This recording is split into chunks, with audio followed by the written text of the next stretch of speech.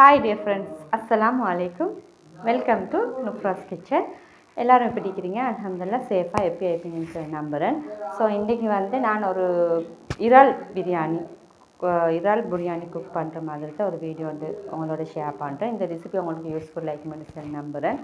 So எப்படி செய்யுது என்ன மாதிரின்னு சொல்லி பார்ப்போம். ஸோ நீங்கள் ரெடியாக வாங்க வீடியோ பார்ப்போம். ஸோ நான் இறால் பிரியாணி செய்கிறதுக்கு அதுக்கப்புறம் கொஞ்சம் இறால் எல்லாம் கழுவி க்ளீன் பண்ணி வச்சுட்டு அதுக்கப்புறம் லுஹரெல்லாம் தொலைஞ்சிட்டு ஒரு 12:15 மாதிரி தான் நான் கிச்சனுக்கே வந்துட்டேன். இது ப்ரான்ஸ் இருக்கும் ஒரு 1.5 கிலோ மட்டும் சரியாக அளவு தெரியும். எனக்கு தம்பி தான் கொண்டு தந்தார். பட் 1.5 கிலோ மாதிரி 1.5 1 கிலோ வந்து தான் நினைக்கிறேன். மேபி நாங்கள் எந்த அளவுக்கு இறால் எடுக்கிறோமோ அந்த அளவோட கொஞ்சம் அதே சரிசம அளவுக்கு ரைஸ் போட்டால் தான் நல்ல ஈவனாக நல்லா டேஸ்ட்டாகவும் இருக்கும். ஸோ நான் ஒரு 1.5 கிலோவுக்கு ஒரு 4.5 கப் மாதிரி தான் நான் ரைஸ் எடுத்துக்கிறேன். அதுக்கு நான் இறாலெல்லாம் கழுவி க்ளீன் பண்ணி தண்ணியெல்லாம் வடிகிறதுக்கு எடுத்து வச்சுட்டேன். அதுக்கு கொஞ்சம் மசாலா ரெடி பண்ணுறதுக்கு ஒரு 3 க்ரீன் சில்லி, கைப்பிடி அளவு கருவேப்பிலை, அதோட ஒரு 3-4 மாதிரி டொமேட்டோ எடுத்துக்கிறேன். அது நல்லா பழுத்த தக்காளி எடுத்துக்கோங்க. அதையும் கட் பண்ணி வச்சுட்டு அதுக்கப்புறம் ஒரு மீடியம் சைஸ் வர மாதிரி ஒரு 3 வெங்காயம் எடுத்துக்கிறேன், ஒனியன், அதோட ஒரு கறி கொச்சிக்கலாம். அதுக்கப்புறம் நான் கீரி சம்பா அரிசி தான் எடுத்துக்கிறேன். இது ஒரு 4.5 கப் மாதிரி எடுத்துக்கிறேன். உங்களுக்கு கீரி சம்பாலே ஒன்றும் இல்லை. பட் உங்களுக்கு எந்த ரைஸ் பிடிக்குதோ அந்த ரைஸில் உங்களுக்கு செஞ்சு கொள்ளலாம். அந்த பாஸ்மதியில் கூட உங்களுக்கு இதை ட்ரை பண்ணி பார்க்கறது நல்லா டேஸ்ட்டாக இருக்கும். ஸோ அதுக்கப்புறம் நான் ஒரு ரைஸ் ஒரு ஆஃப் லெவல் குக் ஆகிற மாதிரி தான் கொஞ்சம் குக் பண்ணி எடுக்க போகிறேன். ஒரு 90 விதமான அளவுக்கு குக் பண்ணி எடுக்க போகிறேன். அதையும் ஒரு சைடில் எடுத்து வச்சுட்டு அதுக்கப்புறம் ஸ்டவ் ஆன் பண்ணி நாங்கள் இப்போ ப்ரான்ஸ் ஒரு டெவல்ஸ் செய்கிறதுக்கு அந்த மசாலா ரெடி பண்ணுறதுக்கு ஒரு பேன் எடுத்துக்கிறேன். ஸ்டவ் ஆன் பண்ணி சட்டியை வச்சு அதில் நான் ஒரு 5 டேபிள் ஸ்பூன் வர மாதிரி ஆயில் ஆட் பண்ணிக்கிறேன். எந்த ஆயிலாக இருந்தாலும் ஓகே. அதோடு கொஞ்சம் பட்டர் ஆட் பண்ணிட்டேன். பட்டர் ஒரு கப்பில் நான் ஒரு ஆஃப் மாதிரி எடுத்துக்கிறேன். சரியாக அந்த கிரேம் தெரியா. ப்ரான்ஸ் பிரியாணி செய்யப்போ கூட சில பேர் சிக்கன், மட்டன், பீஃப் அதுக்கெல்லாம் ஆயிலும் அண்ட் கீயும் தான் கொஞ்சம் மிக்ஸ் பண்ணி செய்வாங்க. ஸோ ப்ரானுக்கு கொஞ்சம் செய்யப்போ கூட கொஞ்சம் இந்த பட்டர் எக்ஸ்ட்ரா சேர்த்து பாருங்கள். வேறு லெவலில் நல்ல டேஸ்ட்டாகவும் ஃப்ளேவர் அந்த மாதிரி இருக்கும். ஸோ ட்ரை பண்ணாதாங்க இது மாதிரி ட்ரை பண்ணி பாருங்கள். நல்ல ஈஸியாகவும் நல்ல டேஸ்ட்டாகவும் இருக்கும். அதுக்கப்புறம் நான் ஒனியன் கொஞ்சம் கட் பண்ணி வச்சுருந்த ஒனியனையும் தாளிக்க போட்டுட்டேன். அது கொஞ்சம் பொன்னிறமாக ப்ரௌன் கலர் வர மாதிரி வதங்கி வந்ததுக்கப்புறம் ஒரு பிளேட்டில் கருவேப்பட்டை, ஏலக்காய், கிராம்பு, அந்த பிரியாணி ஸ்டார் பூ சொல்லுவாங்க, அதெல்லாம் ஆட் பண்ணிட்டேன்.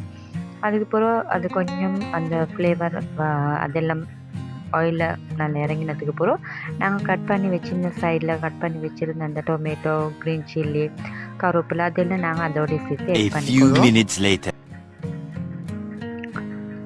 அதுக்கப்புறம் அது கொஞ்சம் மிக்ஸ் ஆனதுக்கு பிறகு நான் மசாலா ஆட் பண்ணிக்கிறேன். கொச்சிக்கத்தூள் ஒரு 2 டேபிள் ஸ்பூன், 1/4 டீஸ்பூன் மஞ்சத்தூள், சீரகத்தூள் ஒரு 2 டேபிள் ஸ்பூன், ஒரு சரக்கத்தூள்னு சொல்லுவாங்க, கொத்தமல்லி தூள், அது ஒரு 4 டேபிள் ஸ்பூன் ஆட் பண்ணிக்கிறேன். அதுக்கப்புறம் தேவையான அளவு சால்ட் ஆட் பண்ணிக்கிறேன். இதில் உங்களுக்கு வேணுமென்னா பெப்பர் பவுடர் கூட யூஸ் பண்ணிக்கொள்ளலாம். ஸோ நான் அதை ஆட் பண்ணலை. 2 கிட்ஸ் சீக்கிராங்க, அவங்களுக்கு காரம் அவ்வளோ பெருசாக விருப்பம் இல்லை. அதனால் நான் கொஞ்சம் அவாய்ட் பண்ணிட்டேன். நான் கொஞ்சம் போட்டிருந்தேன், நல்லா இன்னும் கொஞ்சம் டேஸ்ட்டாக இருக்கும். ஸோ சின்னவங்களும் தின்னணும், அவங்களும் சாப்பிடணும் தானே, அவங்களுக்காக வேண்டி கொஞ்சம் அந்த காரத்தை குறைச்சிக்கிறேன். அவங்களுக்கு காரம் பிடிக்கும் மனுஷனும் அது அவங்களோட சாய்ஸ் தான், காரத்தை கூட்டி குறைச்சி கொள்ளையிலும். பட் அதுக்கப்புறம் நாங்கள் கொஞ்சம் அது ஒரு ஆஃப் ஃப்ளேவர் குக் ஆகினதுக்கு அப்புறம் அந்த மசாலாவோட பச்சை வாசம் எல்லாம் போனதுக்கப்புறம் நாங்கள் கழுவி க்ளீன் பண்ணி வச்சுருந்து ப்ரான்ஸையும் போட்டு நாங்கள் இதில் நல்லா போட்டு மிக்ஸ் பண்ணிக்கொள்வோம். இது மாதிரி செஞ்சு பாருங்கள், நல்லா டேஸ்ட்டாகவும் இருக்கும். இன்ஷா அல்லாஹ் என்னால் ஏழுமான மாதிரி நான் அந்த ரெசிபிஸ் எல்லாம் இன்ஷால்லா இது அப்புறம் அப்கமிங்காக வரும்.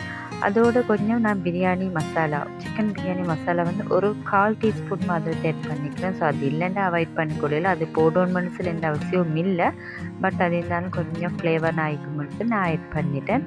பாருங்கள் என் கிச்சன் குக் பண்ண போக இருக்கிற லட்சணத்தை எப்படி ஈக்குதுன்னு சொல்லி. பட் அதோடய நான் கொஞ்சம் கொஞ்சமாக அப்படியே பிளேட்டெல்லாம் கழுவி சைடில் சிங்கில் இதெல்லாம் எடுத்து வச்சுட்டேன். நான் கையோடையே கொஞ்சம் குக் பண்ணி கொண்டு போல் அப்பப்போ சேர்ற அந்த பிளேட் பவுல்ஸ் எல்லாமே உடனே கழுவி க்ளீன் பண்ணி வச்சுட்டேன். அதுக்கு பிறகு கொஞ்சம் கிச்சனுக்கு வர போக்குலையும் கொஞ்சம் இன்னும் கொஞ்சம் குக் பண்ண போக்குள்ள ஈஸியாகவும் இருக்கும். என்னன்னு சொன்னால் ஒரே அடிக்கு எல்லாம் கழுவி க்ளீன் பண்ண போல் அப்பாடா வெறுத்தே போய்த்திடும். ஸோ அதுக்கு பிறகு அது கொஞ்சம் குக் ஆகி எல்லாம் வந்ததுக்கப்புறம் நான் வந்து ரைஸை வடித்து எடுத்துக்கிறேன். அதுக்கப்புறம் ரைஸ் குக் பண்ண பேன்லே தான் அந்த சட்டியிலே தான் நான் வந்து அந்த ப்ரான்ஸ் கிரேவி வச்சுருந்த மசாலாவே அந்த கிரேவி வாரமாக்கி கொஞ்சம் ஆட் பண்ணிக்கிறேன். அதுக்கு மேலுக்கால இன்னொரு ஆஃப் வேவ் பண்ண மறுவால ரைஸையும் ஆட் பண்ணிக்கிறேன். நான் டபுள் டம் போடுற மாதிரி தான் ஆட் பண்ணுறேன். அதுக்கப்புறம் food colour yellow food colour add பண்ணிக்கிறேன். அதுக்கப்புறம் ஒரு 2-3 டேபிள் ஸ்பூன் மாதிரி கீ ஆட் பண்ணிக்கிறேன். இது வந்து உங்களோட சாய்ஸ் தான், ஃபுட் கலர் ஒன்றும் இல்லை, அது உங்களோட சாய்ஸ் தான். ஸோ இந்த கிரேவி வந்து உங்களோட இஷ்டத்துக்கு ஏற்ற மாதிரி கொஞ்சம் உங்களுக்கு கிரேவியாக ஒரு அது என்ன சொல்லுவாங்க டிக்காக இக்கோன்மெண்ட்ஸ்னா வாட்டர் ஆட் பண்ண தேவையில்லை. அப்படி கொஞ்சம் ஒரு ஆன மாதிரி கிரேவி மாதிரி இக்கோன்மெண்ட்ஸ்னா கொஞ்சம் ஆட் பண்ணதுக்கு ஓகே. மிச்சம் தண்ணி ஊற்றிட வேணாம், வாட்டர் ஆட் பண்ண வேணாம். ஸோ இது மாதிரி நீங்கள் செஞ்சு பாருங்கள். 2 தட்டு வர மாதிரிக்கு நான் வந்து தம் போட்டுப்பேன். ஃபுட் கலர் இல்லாட்டி உங்களுக்கு மஞ்சத்தூள் கொஞ்சம் பாலில் மிக்ஸ் பண்ணி கூட யூஸ் பண்ணி கொள்ளையிலும், அதுவும் கொஞ்சம் நல்ல இருக்கும். ஸோ இந்த ஃபுட் கலர் விருப்பம் இல்லாதவங்களுக்கு நான் இது சொல்கிறேன். அதுக்கப்புறம் அதை நான் வந்து ஒரு 10 நிமிஷம் மாதிரி இதை டம் போட போகிறேன். ஸ்டவ்வை கொஞ்சம் லோவில் வச்சுக்கோங்க.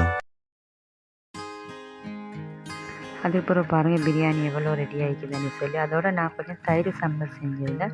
டேஸ்ட் வேறு லெவல் ஆகிக்குது. இந்த வீடியோ உங்களுக்கு பிடிச்சிருந்தா லைக் பண்ணுங்கள், ஷேர் பண்ணுங்கள், கமெண்ட் பண்ணுங்கள், சப்ஸ்கிரைப் பண்ணுங்கள். இன்ஷால்லா என்னென்ன ரெசிபிஸ் வ்ளாக்ஸ் எல்லாத்தையும் வர. And take care, bye bye.